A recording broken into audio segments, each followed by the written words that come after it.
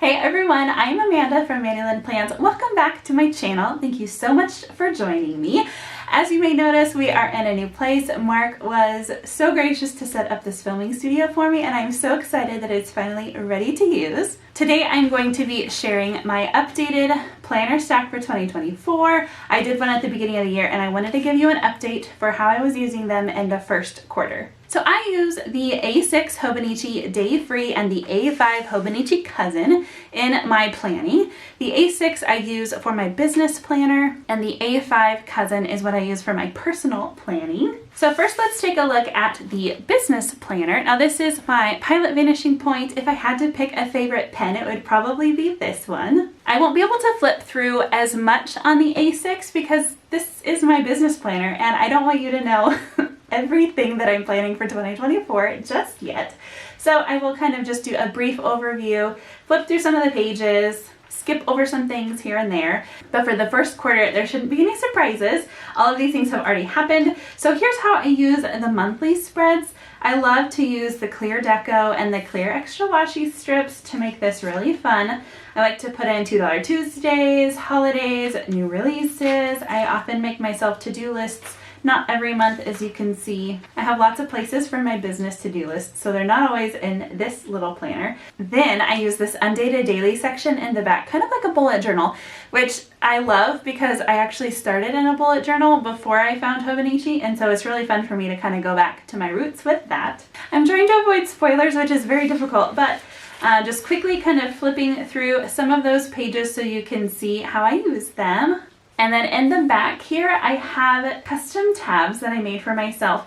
They have different sections of what I want to keep track of, data that I need to use, recording all kinds of things for the business back here in these pages. I love the flexibility that allows me in this planner. Then moving on to my Hobonichi Cousin, this is my personal planner. So everything goes in here. At the beginning here, I just have a few odds and ends.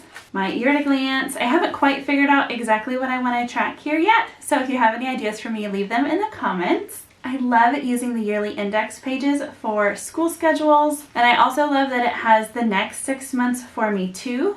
I do use the Hobonichi Cousin Avec, which only gives me 6 months at a time, so I have January to June in this planner, but I get the yearly spread for July through December as well. So once I have that school schedule, I can put it in my planner as well. Then here is a look at my monthly spreads in my planner. I love to be able to decorate them to match with my weekly spreads. And I thought it would just be fun to quickly flip through all of my weekly spreads with you. So here's a look at how I plan out each week.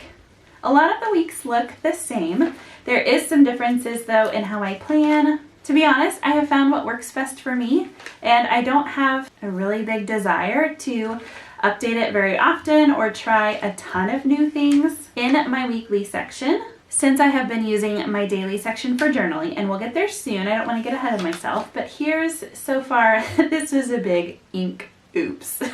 I was writing with my pen and it kind of just blew some green ink out, so oops.